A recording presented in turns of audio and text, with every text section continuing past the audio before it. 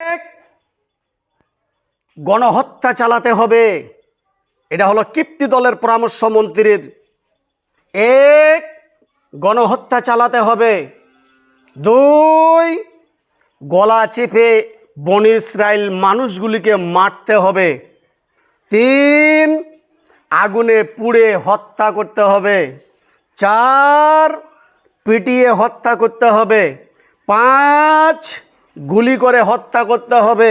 ছয়, গণধর্ষণ করে হত্যা করতে হবে। সাত, রকেটে লঞ্চার আক্রমণ করে হত্যা করতে হবে। আট, আগুনে পুড়ে হত্যা করতে হবে। নয়, হেলিকপ্টার থেকে গুলি করে বোমা মেরে হত্যা করতে হবে। 10, ভিটে বাড়িতে অগ্নি সংযোগ দিতে হবে। 11, চলার পথে মাইন বিস্ফোরণ করে জাতিকে উড়িয়ে দিতে হবে। ফেরাউন আর হামানের কিপ্তি দলের সার্কেল ছিল 11টা। আদৌ পর্যন্ত যত স্বৈরা শাসক আসবে পৃথিবীতে এদেরও সার্কেল সেই 11টা। খাপের খাপ, মন্তাজের বাপ। একটু পরে বুঝতে পারবেন কতটা লোকসান কতটা লাভ। সূরা আনআমের 21 আর 22 নম্বর আয়াতে স্বৈরা শাসকের কথাগুলি, তাদের কালচারগুলি আল্লাহ তাআলা কোরআনের মধ্যে ছেদ করে দিলেন। এদিকে আবার সূরা কাসাস বাড়িতে যেয়ে তেলাওয়াত করবেন 5 এবং 6 নম্বর ফেরাউনের আর হামানের কিপ্তি দলের কীর্তিগুলি, কালচারগুলি, তাদের সিস্টেমগুলি কোরআনের মধ্যে আল্লাহ তাআলা সেট করে দিয়েছেন। এমনি এমনি শুধু কোরআন তাফসির করে ধরে বসলে হবে না। আপনাকে পড়তে হবে আবিধানিক, আপনাকে পড়তে হবে পারিভাষিক, আপনাকে পড়তে হবে টিকা, আপনাকে পড়তে হবে ব্যাখ্যা বিশ্লেষণ। তাহলে আপনি খুলে খুলে সব কিছু ক্লিয়ার পাবেন। আলহামদুলিল্লাহ বলেন। তাহলে বুঝা গেল। আবার ঘুরে আসি 2024-এ। আজ থেকে হাজার হাজার বছর আগে ফেরাউন আর হামান জাতির সামনে স্টিম রোলার চালাতো, এক, গণহত্যা চালাতো। আদৌ বাংলাদেশে ছাত্র আন্দোলনের কোটা থেকে শুরু করে, শাপলা থেকে শুরু করে, পিলখানা থেকে শুরু করে সারা দেশে দেখেন ওয়াজ মাহফিল করবেন, তবুও ডিসির নাকি পারমিশন নিতে হয়। লজ্জার ব্যাপার, লজ্জার ব্যাপার। কেন এইটা কেন হয় না যে আমার স্ত্রীর সঙ্গে আমি সহবাস করবো, এটা ডিসির কাছে পারমিশন নিতে হবে? এটা তো হয় নাই। সেই সময়ও ছিল ফেরাউন দেশের মধ্যে আইন চালু করে দিল। দলিল নাম্বারটা আপনি লিখে নিতে পারেন। কথা বলার আগে আপনাকে দলিল দিচ্ছি আমি। সূরা ফুরকান আয়াত নাম্বার 37। এরপরে আরও দলিল নিতে পারেন সূরা বনি ইসরাইল আয়াত নাম্বার 71। আরও দলিল নিতে পারেন সূরা নিসা আয়াত নাম্বার 75 76। আরও দলিল নিতে পারেন সূরা নাহল আয়াত নাম্বার 113। আরও দলিল নিতে পারেন সূরা বাকেরা 140।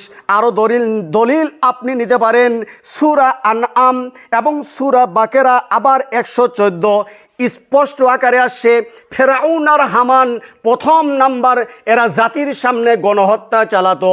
আদৌ 2009 থেকে 2024 পর্যন্ত বাংলাদেশের হক্কানি আলেমদেরকে মিথ্যা মামলা মুকদ্দমা দিয়া ফাঁসির মঞ্চে উঠাইলো। এটা একমাত্র রয়্যাল বেঙ্গল টাইগার হলো ভারতের সেই শয়তান মোদি সরকার। এ হলো গডফাদার। ওই গডফাদার, দ্বিতীয় গডফাদারকে বাংলার মাটিতে একজন দ্বিতীয় ফেরাউন, দ্বিতীয় গডফাদার, সেটা হলো যোগাযোগ মন্ত্রী ওবায়দুল কাদের। একে বুদ্ধি করিয়া দেশের মধ্যে গণহত্যা চালাতে লাগলো স্টিম রোলার। যেটা ফেরাউন হাজার হাজার বছর আগে জাতির সামনে গণহত্যা চালাতো, সেই গণহত্যা 2009 থেকে 2024 পর্যন্ত এই জাতির বাংলাদেশে স্বাধীনতার পর থেকে আপনি আমি পাইলাম শুধু গণহত্যা আর গণহত্যা। মিডিয়ার মধ্যে দেখা যাচ্ছে জেনার অপরাধে ফাঁসি, যুদ্ধ অপরাধী, এরা হলো মুক্তিযোদ্ধার বিরোধী, এরা হলো দেশ বিরোধী। হ্যাঁ, কথা বললেই রাষ্ট্রের বিরুদ্ধে মামলা হতো, কিন্তু ওরাই রাষ্ট্রবিরোধী করতো আর মামলা হতো বনি ইসরাইলদের লোকদের উপর। ভাইরা আমার, 1 নম্বর গণহত্যা। 2 নম্বর হলো গলা চেপে হত্যা। আপনি আয়নাঘরের ইতিহাস একটু স্টিম রোলার পড়ে দেখবেন ইতিহাস। এরপরে আপনি শুলের ইতিহাসগুলি পড়বেন, জেলখানার ভিতরের ইতিহাসগুলি পড়বেন। 3 নম্বর হলো গলা চেপে হত্যা, আগুনে পুড়িয়ে হত্যা। দেখবেন শাপলা রাতের বেলা গরম পানি ছিটায় স্টিম প্রধানমন্ত্রী হেলিকপ্টার করে গুলি ফায়ার করে মিডিয়ায় দেখলাম। অথচ মাগরিবের আগে বা পরে সন্ধ্যার আগ পারে বলে আমি একটাও গুলি ছড়াই নেই, তামান পানি নিক্ষেপ করছিলাম। নাউজুবিল্লাহ। হঠাৎ মিথ্যা কথা একজন নারী নেতৃত্ব হইয়া 2009 থেকে 2024 পর্যন্ত বাংলার মানুষকে লালালু খেলাইয়া চলে গেল। শুধু মিথ্যা আর মিথ্যা, সব মিথ্যা। কথা বললেই মামলা, কথা বললেই হামলা, কথা বললেই রাষ্ট্রের বিরুদ্ধে মামলা। কোর্ট কাচারিকে একটা দাবানল তৈরি করেছে তারা। ভাইরা আমার, কোর্ট কাচারিকে তারা গুলি করে হত্যা। স্বাধীন বাংলায় স্বাধীনভাবে কথা হবে, গুলি করে হত্যা। আল্লাহর নবী মসজিদে নববীতে বসে আছেন, আসরের সালাত সমাপ্ত করে আল্লাহর নবী রাস্তা দিয়ে হেঁটে যাচ্ছেন। হযরতে আবু বকর সিদ্দিক রাদিয়াল্লাহু তাআলা একটা গাছতলায় বসে কান্না করতেছেন। বুঝার চেষ্টা করেন, আল্লাহর নবী আবু বকর সিদ্দিক রাদিয়াল্লাহু তাআলা এখানে বসলেন কেন? একটু চাবি বসেন তো। হযরত আবু বকর সিদ্দিক রাদিয়াল্লাহু তাআলা জিজ্ঞাসা করছেন, আবু বকর তুমি কাঁদো কেন? চোখের মধ্যে তোমার পানি কেন? আবু বকর সিদ্দিক রাদিয়াল্লাহু তাআলা খেজুর গাছতলায় বসে বে চোখের পানি পড়তেছে। আল্লাহর নবী জিজ্ঞাসা করছে, সিদ্দিক আকবর তুমি কাঁদো কেন? আবু বকর বলছে, আমি আমার নিজের জন্য কাঁদি না, ও আল্লাহর নবী চাক্ষুষ আপনাকে দেখতে পাচ্ছি, মনের মধ্যে কোনো আফসোস নাই। জিহাদের ময়দানে যাইতে বলতেছেন, মনে কোনো আফসোস নেই, যাচ্ছি। কিন্তু আমরা যখন চলে যাব, আপনার উম্মতদেরকে বিনা দোষে শুলের মধ্যে চড়াবে। এই দৃশ্যের কথা আমার খেয়াল পড়েছে, এই জন্য আমি কান্না করতেছি। তাই তো আবু বকরের হাদিসটা, তিরমিজির হাদিসটা, বুখারীর হাদিসটা আজকে 2024 সালে রেখায় রূপান্তরিত হয়ে গেল। জোরে বলেন ঠিক কিনা? বিনা দোষে মানুষগুলাকে ফাঁসি দিল এতদিন। ভাইরা আমার, তাহলে গুলি করে হত্যা করতেছে, মানুষগুলি মারতেছে, এতটুকু মায়া করে না? এত নিষ্ঠুর। মুসলমান হয়ে মুসলমানকে গুলি করতেছে, মুসলমান হয়ে মুসলমানকে পাখির মতো গুলি করতেছে। বনি ইসরাইল দলটা, অর্থাৎ মুসার দল, বোঝার চেষ্টা করেন, মুসার দল মিডিয়াকে বলতেছে আমার দলের লোকগুলাকে কেন গুলি করতেছ? কিপ্তি দল, অর্থাৎ ফেরাউনের দলটার নাম ছিল কিপ্তি দল। এরা মিডিয়ার মধ্যে বলতেছে এরা মৌলবাদ, এরা যুদ্ধ অপরাধী, এরা যুদ্ধের সময় জেনা করেছে, মানুষের টাকা পয়সা হরণ করেছে, এরা মৌলবাদ, এদেরকে ফাঁসির মঞ্চে উঠাতে হবে। এরা আর কিছু কয় না। কিন্তু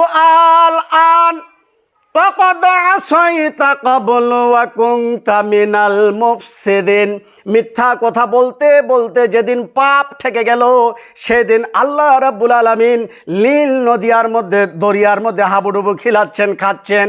ওই সময় ফেরাউন বলছে আল্লাহ আমি ঈমান এনেছি, আমাকে তুমি রক্ষা করো।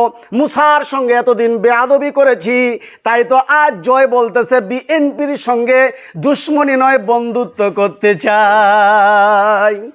বেটা এখন বন্ধুত্ব?